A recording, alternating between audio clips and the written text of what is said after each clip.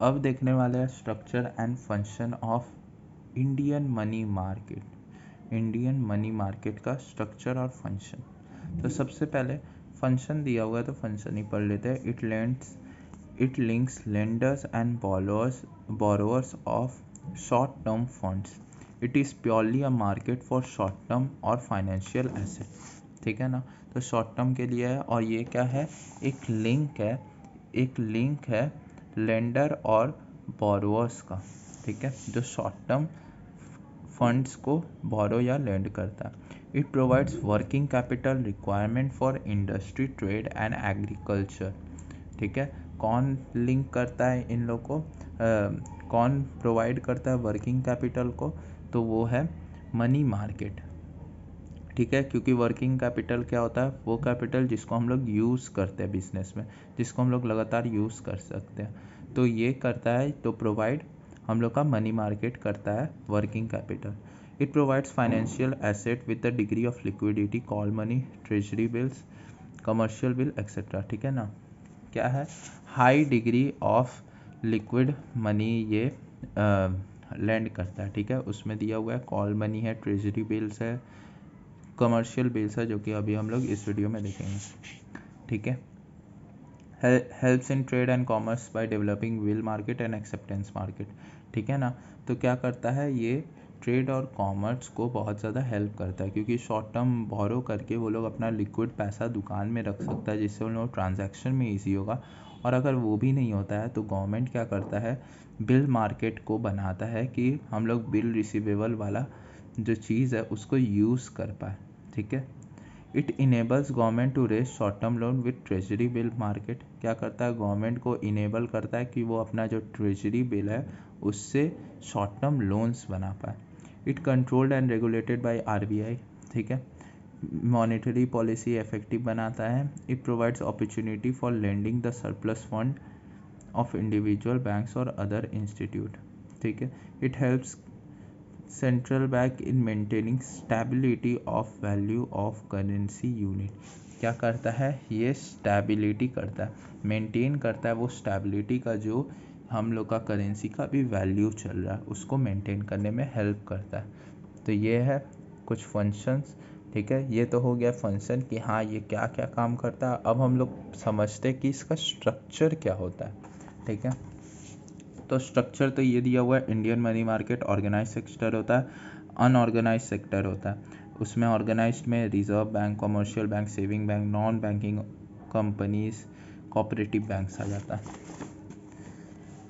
हम जो बनाए इसमें ये है organise sector, coordinated by RBI, मतलब कि आरबीआई इसको चलाता है, आरबीआई इसको कोऑर्डिनेट करता है, इसको देखता है हमेशा। ठीक है, इसको कंट्रोल कर सकता है, हर चीज़ कंट्रोल होता है इन व्यू ऑफ आरबीआई।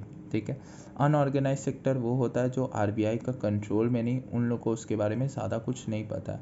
ठीक है, हर एक चीज़ उसको नहीं पता है। ठीक है, ऑर्गेनाइज सेक्टर में आरबीआई आता है, कमर्शियल बैंक आता है, सेविंग बैंक आता है, नॉन बैंकिंग कंपनीज आता है और कोऑपरेटिव बैंक्स आता है। ठीक है, तो यहाँ पर अगर देखें तो यहाँ पर लिखा हुआ है सबके बारे में। Organised model sector of companies money market comprises reserve bank, central bank, associate bank, joint stock commercial bank which mainly finance Indian foreign trade, cooperative bank, other. ठीक है, तो ये सब दिया हुआ है, ये लोग अपना ऑर्गेनाइज सेक्टर लोग अपना मनी मार्केट चलाता है। अब यहाँ पर एक इम्पॉर्टेंट चीज़ है जो कि है नॉन बैंकिंग कंपनीज। इसका मतलब क्या है, वो लोग क्या है, नॉन बैंकिंग कंपनीज में आता है LIC, GCI, GIC और UTI इन लोग का ध्यान देता है। ठीक है, UTI इन लोग का ध्यान देता है। कैसे ध्यान देता है, ये लोग ना बैंक से कनेक्टेड नहीं होता, ये लोग बैंक से कनेक्टेड होता है लेकिन इनडायरेक्टली कनेक्टेड होता है। UTI क्या करता है, यूनिट ट्रस्ट ऑफ इंडिया, ये क्या करता है, हम लोग को सेविंग करने के लिए कोशिश करता है। ठीक है, तो सेविंग्स जो करता है वो लोग का पैसा ये लोग इन्वेस्टमेंट में डाल देता है और आराम से ये लोग यूज़ करता है। ठीक है, इकोनॉमी में मनी सर्कुलेट करता है। ठीक है, तो नॉन बैंकिंग कंपनीज में LIC, GIC और UTI। Cooperative bank, cooperative bank में एक हम लोग का नीचे लिखा हुआ है, चार्ट में नहीं लिखा हुआ था लेकिन इसमें नीचे लिखा हुआ है कि ये इंटरमीडियरी पोजीशन करता है। ठीक है, ये क्या है? Intermediary position between organised and unorganised part of Indian money market. मतलब कि वो दोनों, ये जो कोऑपरेटिव बैंक है जो कि हम लोग को इधर दिख रहा है, ऑर्गेनाइज सेक्टर के अंदर दिख रहा है, ऑर्गेनाइज सेक्टर के अंदर दिख रहा है, वो दोनों के बीच वाला, मतलब ये ऑर्गेनाइज्ड भी है या फिर अनऑर्गेनाइज सेक्टर में भी आ सकता है। क्यों? देखो, कोऑपरेटिव बैंक्स 3 टाइप का होता है। ठीक है, सबसे पहले central cooperative bank, state cooperative bank और लोकल कोऑपरेटिव बैंक। ठीक है, सेंट्रल और कोऑपरेटिव बैंक तो ऑर्गेनाइज सेक्टर है, मतलब कि इसका जो कोऑर्डिनेशन होता है वो आरबीआई करता है। लेकिन ये जो लोकल कोऑपरेटिव बैंक है इसको आरबीआई कोऑर्डिनेट नहीं करता, तो ये अनऑर्गेनाइज्ड में आ जाता है। ठीक है, organise sector, unorganized sector consists of indigenous money lenders. It is unorganized because activities are not systematically coordinated by RBI.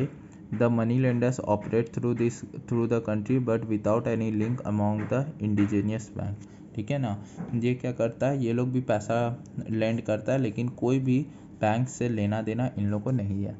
Somewhat organized because they enjoy discount facilities from the commercial bank which in return have with RBI, but this type of organization represent only a loose link with RBI. ठीक है ना, हल्का हल्का discount facilities जुड़ा रहता है तो इसीलिए बोला गया लूज लिंक, मतलब कि बहुत हल्का लिंक होता है आरबीआई से, उतना ज़्यादा कनेक्टेड नहीं है। कंस्टिट्यूएंट, लेंडर्स एंड बायर्स, तो दो ही कंस्टिट्यूएंट होता है, कौन कौन? लेंडर्स और buyers. Supply of fund, there are 2 sources of supply of short term fund. देखो, अब हम लोग देखते हैं कि सोर्सेस क्या होता है। हम लोग स्टार्टिंग में पढ़े थे कि अलग अलग सोर्सेस से मनी आता है। ठीक है, अब वो सब सोर्सेस क्या है तो लिख लेते हैं, sources of money in money market. ठीक है, कहाँ से पैसा आ सकता है, क्या क्या डिफरेंट सोर्सेज से आ सकता है। तो बोला जा रहा है कि 2 मेन सोर्सेज होता है, एक होता है अनऑर्गेनाइज्ड इंडिजेनियस सेक्टर और एक होता है ऑर्गेनाइज्ड मॉडर्न सेक्टर। ठीक है, 2 ही सेक्टर होता है, कौन कौन सा? अनऑर्गेनाइज्ड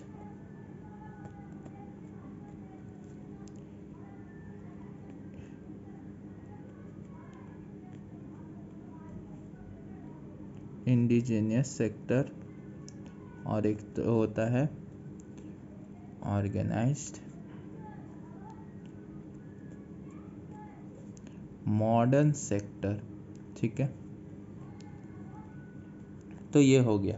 अगर हम लोग से क्वेश्चन पूछा जाता है कहाँ से मनी मार्केट से पैसा आता है, तो सिंपल सा बात है, पहले का टाइम पे जैसे कि हम लोग हल्का सा एक छोटा सा लोन दे देते थे, जैसे कि हम लोग का रिलेटिव को कोई पैसा का ज़रूरत है तो हम लोग दे देते थे कि हाँ कुछ टाइम बाद हम लोग को वापस मिल जाएगा, तो वो अनऑर्गेनाइज्ड हो गया, इंडिजीनियस सेक्टर हो गया, ऐसे कोई ले लिया। ठीक है ना, और ऑर्गेनाइज्ड मॉडर्न सेक्टर जैसे कि करेंट अकाउंट, वहाँ पर हम लोग ओवरड्राफ्ट वाला सिचुएशन ले लेते हैं, क्रेडिट ले लेते हैं बिजनेस के लिए कुछ टाइम के लिए जब ज़रूरत होता है। तो ये सब एक मॉडर्न तरीका, अच्छा से सिस्टमेटिक ऑर्गेनाइज वे में जाता है। तो इसीलिए यही 2 सोर्स है, 2 मेन सोर्स है मनी का। ठीक है, तो वही चीज़ बोला हुआ है। डिमांड, सप्लाई ऑफ फंड्स तो हो गया, डिमांड फॉर फंड। अब डिमांड कौन कौन करता है? ठीक है ना, ऐसे लिख सकते हैं, कंजम्पशन। ठीक है ना, कौन कौन इसको लेता है? ठीक है, तो देखते हैं कौन कौन लेता है। Demand in the Indian money market, the main borrowers of short term funds are central government, state government, local bodies such as village panchayat, municipalities, etc. The traders, industrialists, farmers, exporter, importers and last में general public. तो बहुत सारा है इसमें। ठीक है ना, इसमें देखा जाए सभी कुछ आ गया, सेंट्रल गवर्नमेंट आ गया।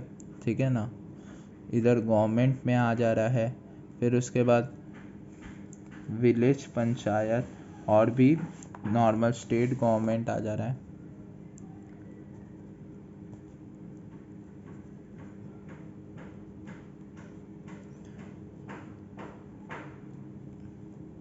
और बोला गया है छोटा मोटा लोकल बॉडीज, ठीक है।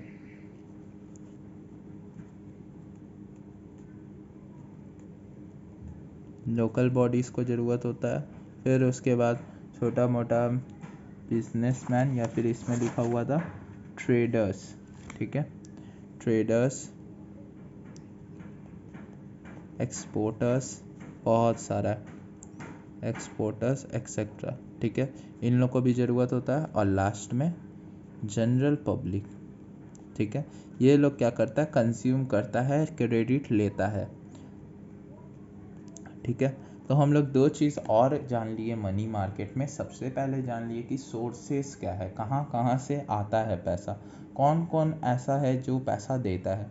तो दो मेन सोर्स होता है, एक तो होता है अनऑर्गेनाइज्ड इंडिजीनियस सेक्टर, अनऑर्गेनाइज्ड तरीका से पैसा लाना, और दूसरा होता है ऑर्गेनाइज्ड वे में, मॉडर्न वे में सेक्टर से पैसा देता है, ठीक है। अब दूसरा होता है कौन कौन कंज्यूम करता है, कौन कौन बोरो करता है ये सबको। तो सेंट्रल गवर्नमेंट को ज़रूरत होता है, स्टेट गवर्नमेंट को ज़रूरत होता है, local bodies, traders and general public को भी ज़रूरत होता है ये सब का। Sub markets of organised money market. अब बोल रहा है कि मनी मार्केट के अंदर का भी market, the organise sector of can be further classified into sub market. ये क्या कर रहा है, हम लोग अगर देखें तो बस ऑर्गेनाइज सेक्टर को डिवाइड कर रहा है और में, ठीक है। अनऑर्गेनाइज्ड को ये लोग अकेला छोड़ दिया। तो इंस्ट्रूमेंट, अच्छा इंस्ट्रूमेंट्स दिया हुआ है, क्या क्या यूज़ होता है। सबसे पहले call money and notice money, ठीक है। और भी बहुत सारा है, तो एक एक करके देखते हैं। सबसे पहले call and notice money. The call and notice money constitute the core of Indian money market. क्या है, ये कोर है। अगर हम लोग देखा जाए तो सबसे, इसका मतलब है सबसे इम्पॉर्टेंट इंस्ट्रूमेंट जो इंडियन मनी मार्केट में है वो क्या है, कॉल एंड नोटिस मनी, ठीक है ना। अब ये कॉल मनी का मतलब क्या होता है, call money represent amount borrowed by commercial bank from each other for short period to meet the cash reserve, ठीक है ना। ये क्या है, ये क्या करता है, कमर्शियल बैंक देता है एक दूसरे को, कमर्शियल बैंक देता है एक दूसरे को, ठीक है। दोस्त bank cash reserve decline statutory requirement borrow, such bank have surplus cash reserve, ठीक है ना। जो बैंक के पास ज़्यादा कैश रिजर्व है, ज़्यादा उन लोग के पास लिक्विडिटी कैश है, वो लोग देता है, और जिसके पास कम है वो लोग लेता है, ठीक है ना। फंड्स आर दस बोरोड, यही सब फंड्स लिया जाता है और लेंड किया जाता है एक दिन के लिए, call and a period up to 14 days notice.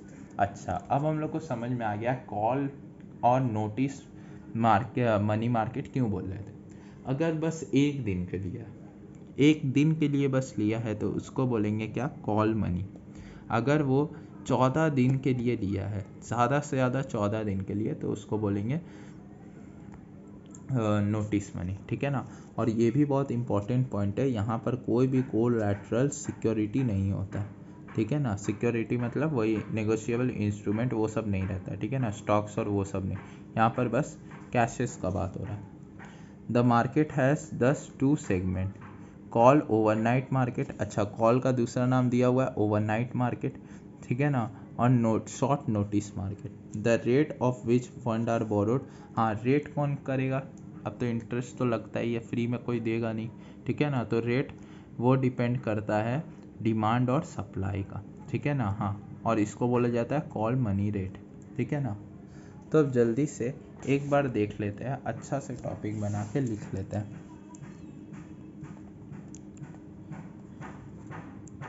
Instrument of money market.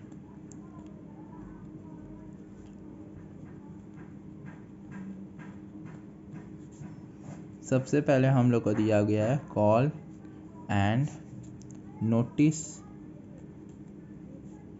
Money market, ठीक है ना। तो हम लोग पढ़े थे कॉल किस लिए बोला जाता है, कॉल किस लिए बोला जाता है, वन डे, ठीक है। और इसका दूसरा नाम क्या है, ओवरनाइट मार्केट भी हो सकता है, ठीक है, ओवरनाइट मनी मार्केट। एक दिन के लिए होता है, ठीक है ना। नोटिस का मतलब क्या होता है, अप टू 14 डेज, ठीक है। किन लोग के बीच में होता है, बिटवीन कमर्शियल बैंक्स, ठीक है, बिटवीन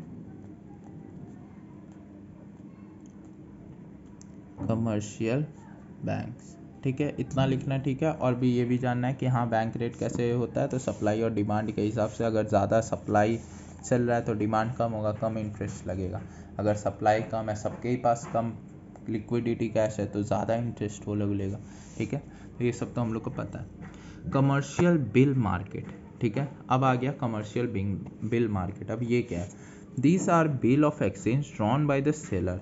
कौन इसको ड्रॉ करता है, सेलर करता है, ड्रॉयर करता है, पता है अकाउंट्स में, ऑन द बायर, ठीक है ना, जो बायर है उसके ऊपर करता है, ड्रॉई या एक्सेप्टर बोलते हैं। For the value of goods sold, when the bill is accepted by the buyer it becomes legal document acknowledging it is a negotiable instrument. Such bills are drawn for generally 90 days, ठीक है ना। कितना दिन के लिए दिया जाता है, 90 डेज के लिए।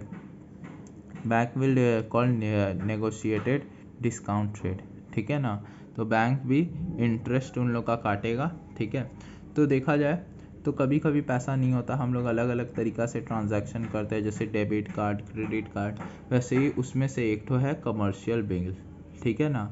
अब ये कैसे चलता है, हम लोग जब भी कोई चीज़ खरीदते हैं तो सेलर एक तो बिल बनाता है, ठीक है ना, और बायर अगर एक्सेप्ट करता है तो उसको एक्सेप्ट या ड्रॉयर बोला जाता है, ठीक है।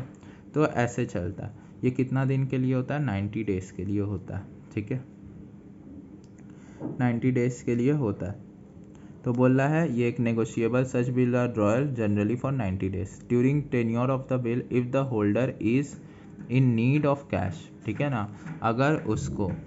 अगर बिल का टाइम नहीं हुआ, 90 डेज़ का है, अगर उसको उस 90 डेज़ से पहले ही बिल का ज़रूरत है, उसको पैसा का ज़रूरत है, ठीक है, उसको एमरजेंसी है, उसको बहुत ज़रूरी काम आ गया, तो वो क्या करेगा, he can discount it with commercial bank, ठीक है ना। वो क्या करेगा, कमर्शियल बैंक में जाके बिल को जमा कर देगा और डिस्काउंट, जितना बैंक क्या होगा, इंटरेस्ट देगा, ठीक है ना। क्योंकि बैंक क्या कर रहा है, मनी को अगर कलेक्ट करेगा तो कुछ दिन बाद कलेक्ट करेगा, ठीक है, तो वो भी तो एक टाइप का क्रेडिट ही हो गया, तो उसके लिए अलग से इंटरेस्ट भी काटेगा, तो जितना अमाउंट का बिल रहेगा उससे कम देगा, लेकिन bank will receive face value on the due date drawee. Meanwhile bank is need of fund, it can rediscount. अगर इसी में बैंक बिल ले लिया, उससे पैसा दे दिया उसको, ठीक है, अब इसी में बैंक को भी अचानक लिक्विडिटी कैश का ज़रूरत पड़ गया, तो वो क्या करेगा, बोला बिल को री डिस्काउंट वापस कम में बेच के दूसरा बैंक को दे देगा, ठीक है ना, और ऐसे चलते रहेगा, ठीक है ना। देखो लास्ट लाइन में बोला गया है, these trade bills, commercial bills are considered as liquid asset as they can be converted into cash quickly by rediscounting. हल्का सा पैसा कम देके वो लोग संग संग मनी लिक्विड को चेंज कर सकता है, ठीक है ना।